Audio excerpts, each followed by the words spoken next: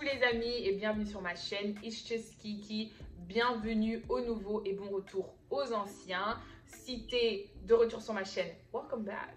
Si t'es pas encore abonné, c'est le moment. Si t'es déjà de retour, c'est-à-dire que c'est un signe. C'est un signe que YouTube te donne que tu devrais peut-être t'abonner. Et si tu es nouveau sur ma chaîne, je me présente, je m'appelle Kelly pour les intimes et It's Kiki si on se connaît pas encore. Non, je rigole. je rigole. Kelly pour tout le monde. Aujourd'hui, je suis de retour avec une nouvelle vidéo qui m'a énormément été demandée. Une question qu'on me pose depuis 4 ans maintenant et que voilà, je suis prête à y répondre sous forme de vidéo. Donc à chaque fois que quelqu'un me reposera la vidéo, je vais dire va voir sur ma chaîne comment j'ai fait pour venir aux États-Unis. Donc si tu es intéressé à savoir comment j'ai fait pour venir aux États-Unis, ben continue à suivre la vidéo.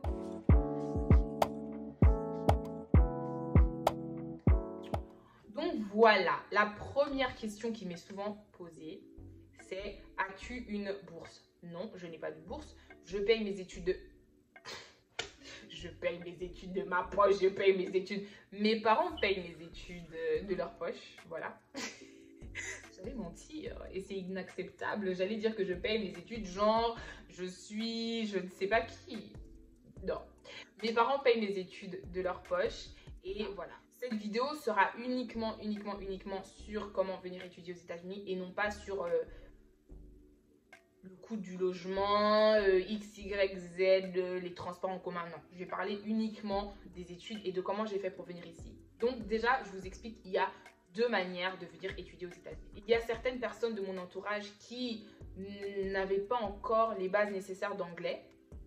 Et je crois que cette manière de venir aux États-Unis est aussi une manière un peu plus facile et qui demande peut-être un peu moins d'étapes en fait. C'est que de venir ici, apprendre l'anglais à l'université et ensuite commencer les cours. Donc pour faire ça, il suffit de trouver une université de son choix. Ben déjà trouver l'état où tu aimerais vivre. Après, trouver l'université de ton choix. Regarder leur programme d'anglais et ensuite appliquer. Je ne sais même pas si ça se dit en français. Apply, that's what I mean. Appliquer à leur programme, s'inscrire. Voilà, s'inscrire, Kelly. S'inscrire à leur programme d'anglais. Et une fois que tu as été accepté, bon, et bien sûr, ils vont demander tes résultats scolaires, etc., comme d'habitude, comme toute école. Et ensuite, après avoir fait ton inscription, avoir payé tes frais d'inscription, etc., si tu es accepté à leur programme d'anglais, ils t'enverront un document I-20.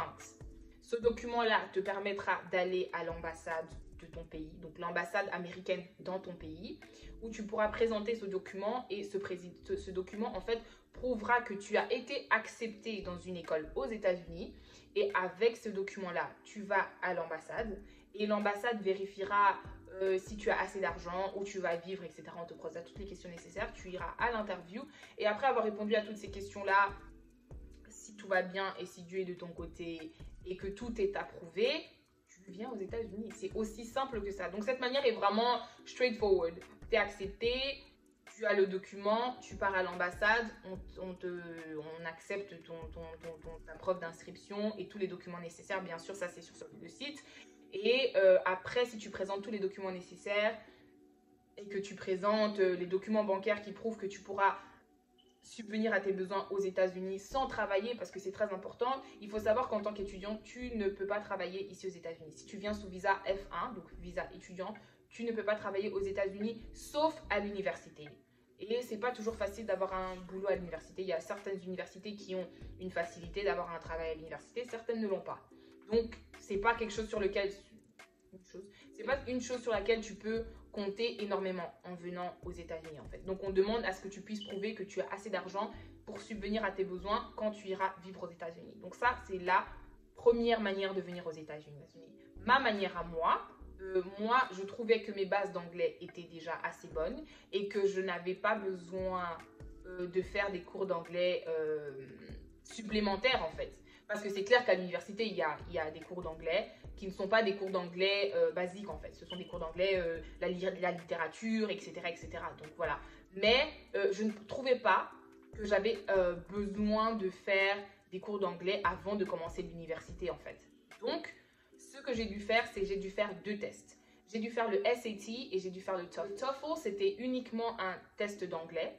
Et donc voilà, on te fait lire un texte et tu dois répondre. On te pose une question par rapport au texte. qu'est-ce que tel a fait dans le texte, tu réponds questions, choix multiples, on te fait écrire un essai si je me rappelle bien parce que ça fait un moment.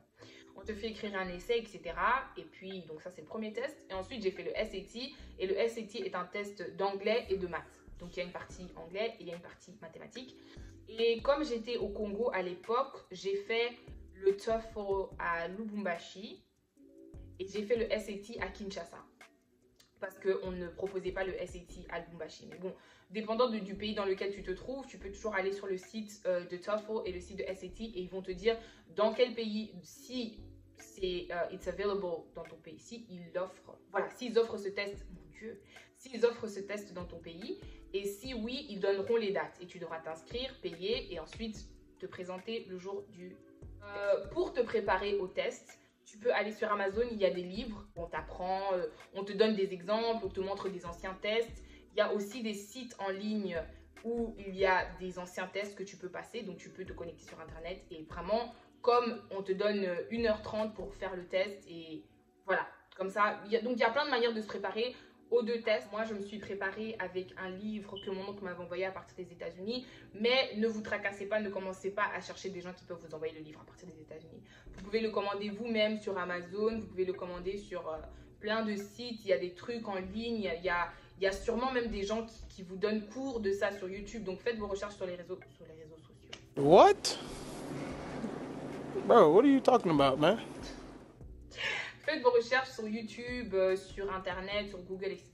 Et vous pourrez trouver le livre ou les livres nécessaires pour vous préparer au test. Voilà. Après avoir passé ces tests-là, vous allez recevoir vos résultats par email, en ligne. On va vous dire que les résultats seront par exemple disponibles dans un mois, que les résultats seront disponibles à telle date. Et telle date, vous recevrez soit un email avec vos résultats, ou soit vous devrez vous connecter sur le site de TOEFL ou SAT pour avoir vos résultats.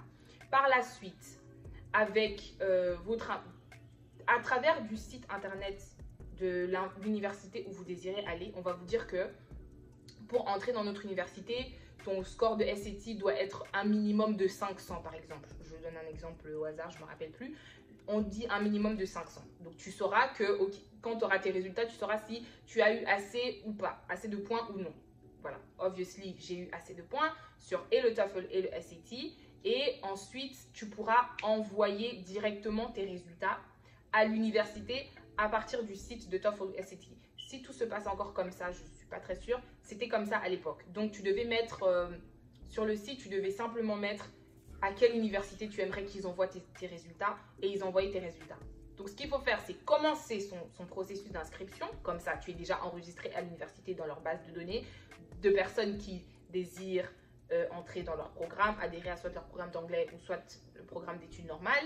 Ensuite, après tu commences à ajouter les documents nécessaires. On va te demander ton diplôme de 6e secondaire, ton diplôme de 5e secondaire, peut-être 3 diplômes à partir de la 4e secondaire jusqu'à la 6e secondaire. Et dans le système français, les gars, je crois que c'est la 3e à la première, je crois que vous faites l'inverse.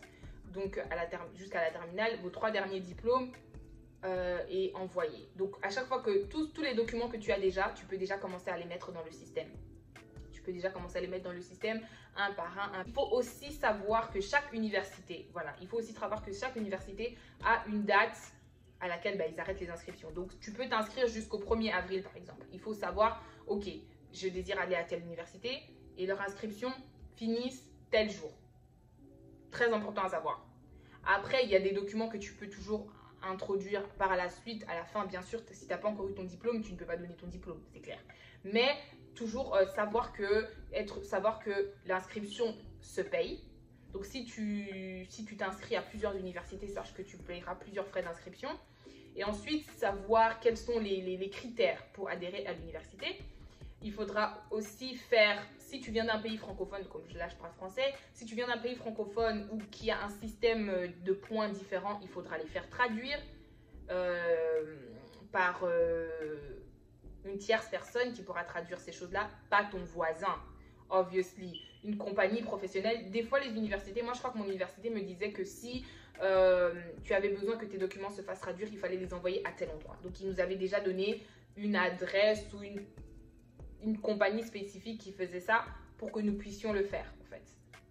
Donc j'avais envoyé tous mes bulletins et ensuite ils avaient traduit et ils avaient transféré à l'université directement. Donc je répète, s'inscrire à l'université, connaître les critères pour entrer à l'université, passer le SAT et le TOEFL et ensuite donc qui vont évaluer ton niveau d'anglais, ton niveau de maths, etc. pour voir si tu es à niveau pour commencer les cours directement. Après ça, après avoir donné tous les documents, après avoir fait tout ce que tu devais faire, tu commences à prier maintenant. Non, je rigole.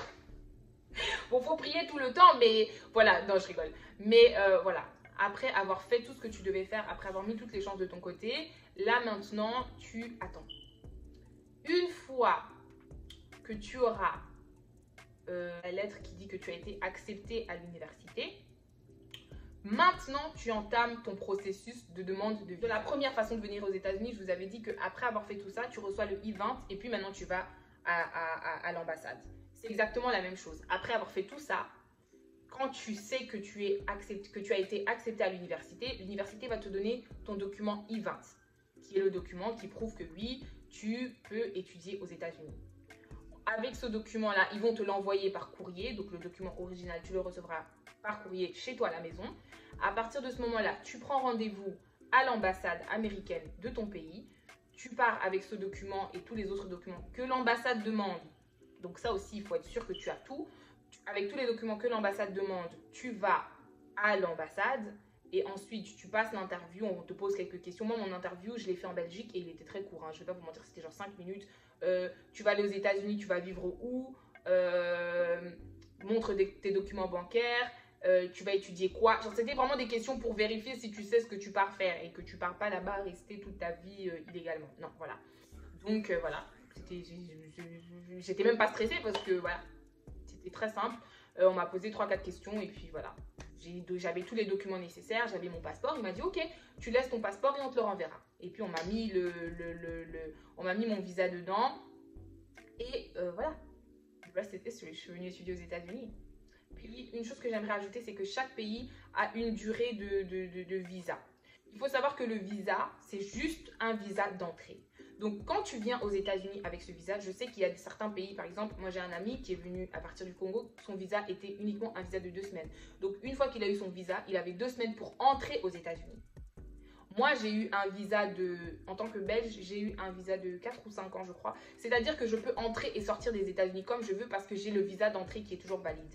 Si ton visa d'entrée expire pendant que tu es aux États-Unis, c'est pas un problème du moment que ton I-20 est à jour. Donc, du moment que tu peux prouver que tu es en train d'aller à l'école, même si ton visa expire pendant que tu es ici, du moment que tu pars à l'école, you don't have a problem, you don't have to worry about anything. Mais si ton visa a expiré et que tu quittes le pays, tu dois demander à l'école de te donner un autre I-20 et avec ce I-20 là, tu retourneras à l'ambassade et tu recommenceras tout. Tu recommenceras pas tout le truc de s'inscrire à l'université, mais tu recommenceras comment on appelle ça, ton interview à l'ambassade, etc. Et on te donne un autre visa et tu reviens sans problème. Ma copine l'a fait maintes fois depuis qu'elle est ici. Je crois qu'elle est rentrée au bled genre 4 fois. Et voilà, à chaque fois, elle demande un autre I-20, elle part à l'ambassade quand elle part au Congo et elle refait l'interview et elle revient aux États-Unis sans problème. Donc c'est ça. Ne stresse surtout pas si ton visa, on te donne un visa de 2 semaines, tu te dis voilà, moi je pars étudier aux États-Unis 2 semaines et je rentre au bled. Non. C'est uniquement un visa d'entrée. Et s'il expire pendant que tu es aux États-Unis, tu n'as pas à t'inquiéter. Donc, voilà comment je suis venue aux États-Unis. Donc, moi, j'ai fait l'étape 2 qui est peut-être un peu plus longue, qui est peut-être un peu plus compliquée. Mais l'avantage que j'ai eu, c'est que j'ai pas perdu, entre guillemets, 2 ans ou 1 année à faire l'anglais. Alors que l'anglais, je le parlais déjà. Alors que, voilà, je trouvais pas que j'avais ce problème-là. Si ton anglais n'est pas à niveau, n'essaye pas de sauter les étapes et d'aller faire des TOEFL et des SAT qui sont payants d'ailleurs, juste pour ne pas perdre du temps. Non, si ton anglais n'est pas à niveau, fais la première manière que j'ai donnée dans la vidéo et inscris-toi dans un programme d'anglais à une université et après ton programme d'anglais, tu pourras commencer les cours directement. Donc, voilà. Dépendant de ton niveau d'anglais, dépendant de à quel point tu es confortable, tu choisis la première ou la deuxième étape. Après, je pense avoir répondu à toutes les questions qui m'ont été demandées. Donc non, j'ai pas de bourse. Donc il faut savoir que quand tu viens étudier aux États-Unis, tu vas dépenser beaucoup d'argent. Pour finir, il y a une différence entre le collège et l'université. Le collège, c'est comme une université, mais en plus petit comité. Donc, tu peux faire 2 ans à l'université et 2 ans au collège et 2 ans à l'université ou 4 ans à l'université directement. La différence entre le collège et l'université, c'est que généralement, le collège est plus petit, donc les classes sont plus petites. Le nombre de personnes dans le collège est moindre. Et puis, c'est moins cher. Voilà. Mais après avoir fait 2 ans de collège, tu reçois un associate degree, donc tu reçois un diplôme avec lequel certaines personnes commencent directement à travailler. Mais à l'université, tu fais les 4 ans et puis tu reçois le diplôme. Donc ici, tu peux avoir diplôme de 2 ans et puis tu vas à l'université, tu continues ton processus et tu auras ton diplôme de 4 ans. Donc tu auras donc 2 diplômes au lieu de 1 en fait. Mais voilà. Mais c'est ça un peu la différence entre le collège et l'université. Personnellement, j'ai fait le collège pendant 2 ans et puis là maintenant, je suis à l'université, dans ma dernière année d'université. Et voilà, il n'y a pas une grande différence entre les deux, honnêtement. Après avoir fait les deux, je sais qu'il n'y a pas une grande différence. Le prix est différent alors que les cours sont les mêmes, technically.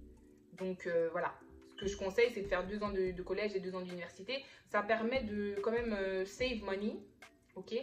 Personne n'a envie de jeter de l'argent par la fenêtre.